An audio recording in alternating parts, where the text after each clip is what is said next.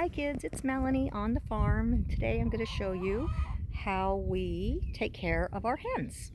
All 50, 60, or 70 of them, I completely lost count, but they're all here milling about, and I wanted to share with you our techniques and methods for caring for them that I think have been successful because we're getting 30 eggs or so, 40 eggs a day, which is awesome. And we get eggs all winter long, and that is a wonderful thing.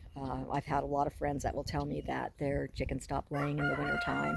I've had others that say, well, they'll put heat lamps out. We're not doing the heat lamps, and I don't like to think that it's dumb blind luck. I like to think that it's some of the things that we're doing here. So I'm going to show you how we do it, and we'll just go from there. All right, so this is the entrance into the hen yard. Okay, you can see we built it around this willow. The willow wasn't in great shape when we first moved here, but we keep a constant water source on it during the spring and summer and fall so that it grows really nice and full. One of the things that I have to do though is keep it trimmed back so that people going in, Billy, my son, going in to collect the eggs aren't bopping their heads. Otherwise I'm going to get a protest of do something, or otherwise I'm not going to collect the eggs. So I've been doing a little bit of trimming. This is the yard. You can see the trim there. I'm actually going to rake these up and throw all these to the pigs, which live next door. Yep, I said the pigs live next door. When I first put them in here, everybody was telling me, your pigs are going to eat your chickens. They're going to squeeze through the fence. But we keep the pigs well fed, pretty contented. They don't bother the chickens. As a matter of fact, the chickens will climb up on the pigs' backs. We used to find baby chicks up there. They actually eat out of the pig trough too. Hasn't been a problem. All right, so let's go inside the hen house. Let's go through this beaten door, which needs to be fixed. Add that to the list. This is the inside of the hen house. Okay, so what I do is every week I sift through the shavings, remove the manure, and then I kind of fluff everything up with a rake. Make sure that there's no manure in any of the nesting boxes. There's 3 hens sitting out of the 4 boxes. And then every 3 weeks or so, I strip all of this out and give them fresh shavings. I usually use the really fine shavings, the ones from Mallard Creek. However, the store I was at this last time didn't carry it. So I thought, okay, well, try something else. So I've got a little bit thicker shavings, and it seems to be okay.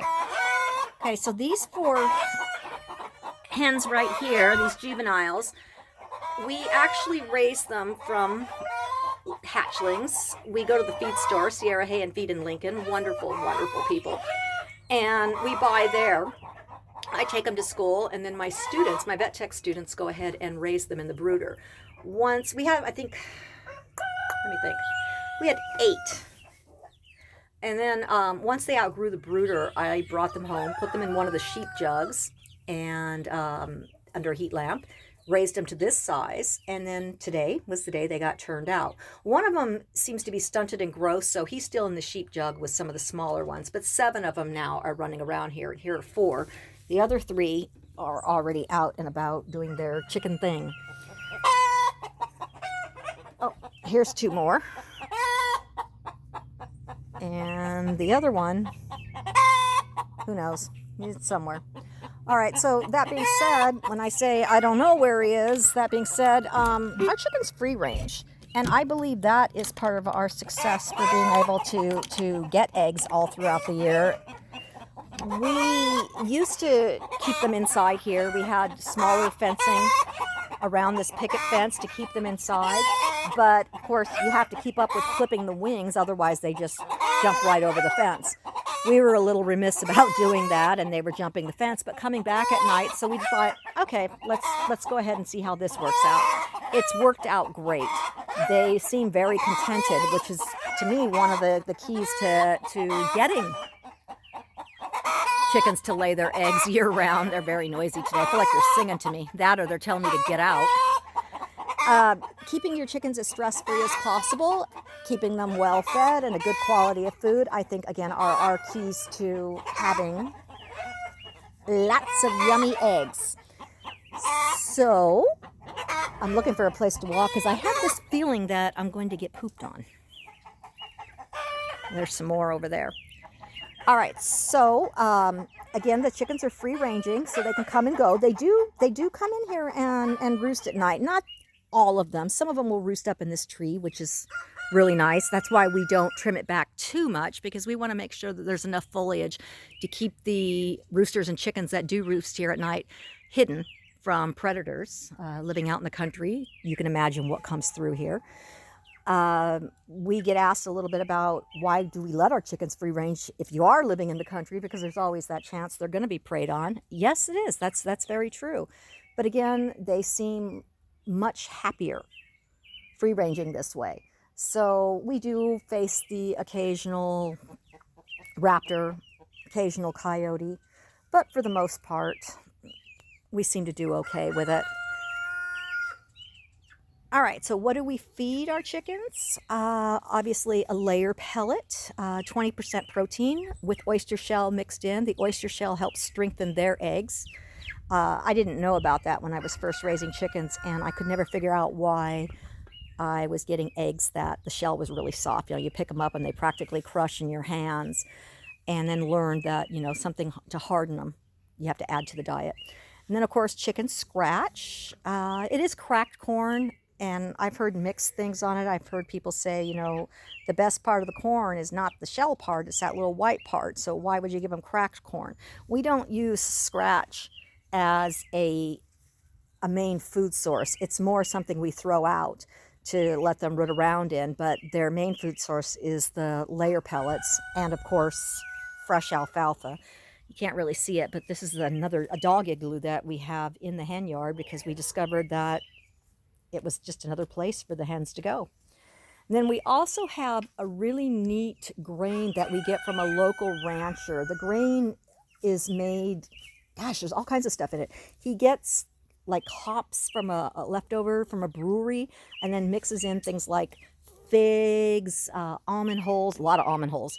And I'm not sure what he's putting in there to make it moist, but it is absolutely amazing. We let our sheep mess around with it a little bit. They go nuts. The goats like it. We do not feed it to the horses. I'm very specific on what my horses are allowed to have. And of course, we'll offer it to the cows that we don't use for milk. Our milk cow Minnie does not get it. We don't want anything changing the flavor of her wonderfully sweet milk. We've got that down to a science, what she eats. Oh. Hi. And then again, as I clean out, like I told you, every week, I also rake the yard. And in doing so, in raking the yard, I take all of these older shavings and I'll push them into the pig yard. The pig seems to like to mess with them. And it works into the soil. And then we can use the soil with the manure mixed in. It makes great soil for planting. So we'll haul some of this over to the vegetable garden, which is now underway as well. We try to use everything that we can use. We keep a constant water source, obviously. We have a water source inside the hen yard. We have one outside the hen yard. And then, as I said earlier, we keep the hose trickling in the spring, summer, and fall to keep this willow tree happy. And the chickens just love to go and play in that little bit of water. It's a small trickle, not a lot. We're very careful, obviously. We're on well water out here, but that does run the pump anytime you have it on. So we're careful about how much water is coming out. But it keeps the tree watered and serves a really good purpose. We're doing the same thing with another willow tree in one of the pastures. All right, so we're going to walk over here to the sheep jugs. This is where we keep the grain I was telling you about, the stuff that we're getting from the local rancher.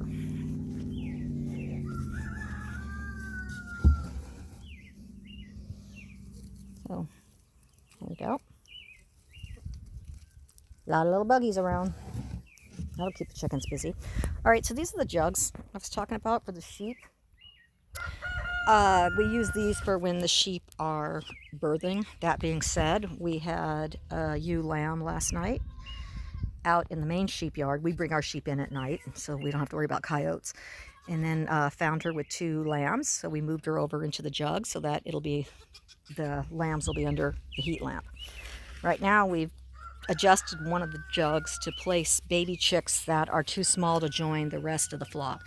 So these were the guys, most of these were at the school at one point or another, and then when they get too big for the brooder, we bring them here. Now, see this little guy right here? This is a barred rock. This little guy was part of the other clutch, the one that I showed you in the hen house.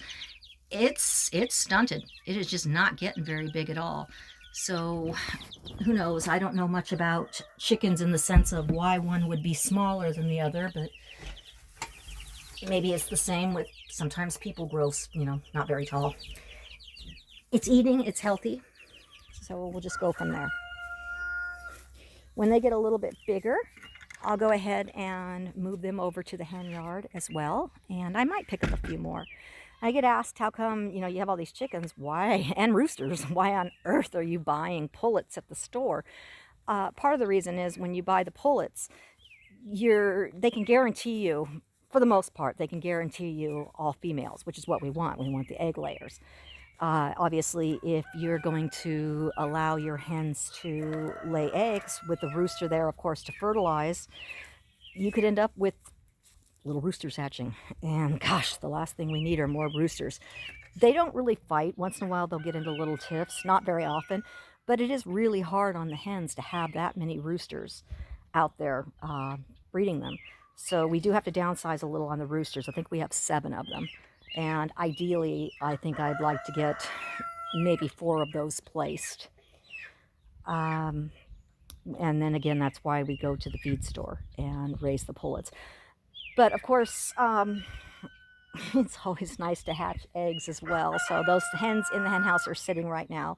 More than likely, Billy will go ahead and pull the eggs out tomorrow or later today. But at some point, we'll start marking eggs and allow 1 hen to sit. I think Billy said that there was a hen sitting over in the horse stall in Starlight's manger, sitting on eggs. So she's going to hatch her eggs over there with the horse. So we will allow that one, obviously. Now, the best thing to do if you're going to hatch eggs is to, I'm going to turn this around so you can see the babies. The best thing to do is to mark the eggs, because they get up for a little bit, and all of a sudden, you might start with 3 or 4 eggs that the hen is sitting on, and then the next day there's, 5 or 6. It's good to, once you decide, okay, this hen's going to sit, mark the eggs, marker something to indicate the date that she started sitting. This way, if you find more eggs the next day, you just pull the ones that don't have the mark on it. Because the idea is to get them all hatching about the same time, because chickens, or at least my chickens, can't count. So if you've got eggs from different layings that are separated by days because you weren't keeping track, you get some hatching and the others still have time to go. It's a 21-day period to hatch. Mom gets tired of waiting. She's got babies. She's happy. She gets up and leaves. So I don't really want to go through that. We've had a few incidences of that happening where you find the eggs the next day and they're cold, and you hold a light up to them and you do see that there were babies in there. So mark the eggs the day that you decide they're going to sit, and we pull every day so we know how fresh the eggs are, sometimes twice a day. So mark the eggs, and 21 days later you should have babies. Oh, there they 1, 2, 3, 4, 5, 6, 7. There they all are, and number 8 was the one that is quite a bit smaller. So these guys, the little spotted dark ones, are, let me see if I can zoom in there, are Americanas, or excuse me, Barred Rock, and then the other ones are the Americanas that lay the blue eggs. The Barred Rock, strong as all get-go, lay nice large brown eggs. And then all of those other ones that were in the little jug that I showed you, there's a mix of stuff in there. More Barred Rock. I think there's Jersey Black Giants in there. Gosh, I lost track. Sex-linked, red sex-linked. Hang on. Somebody wants to say hello. Okay, Paisley. Yes, I know. You're starving. Clearly, you are an unloved pig and never gets fed. Anyway, there you have it. So again, fresh water, 20% layer pellet with oyster shell, little chicken scratch, fresh alfalfa. We do fruits and veggies too, not on a regular basis, but we do bring stuff out. You know, if you're chopping vegetables for your salad or for whatever dinner, bring the rest out, the parts that you're cutting off. Chickens will take care of it for you. So that's all. I've got to head over to the baby goats because they are calling. Here we go. What are you doing out? All right, so that's all for right now. Our next video, we'll do a little bit more on the baby goats. Thanks for watching, and shoot me a message if you have any questions. This is a true labor of love. Bye.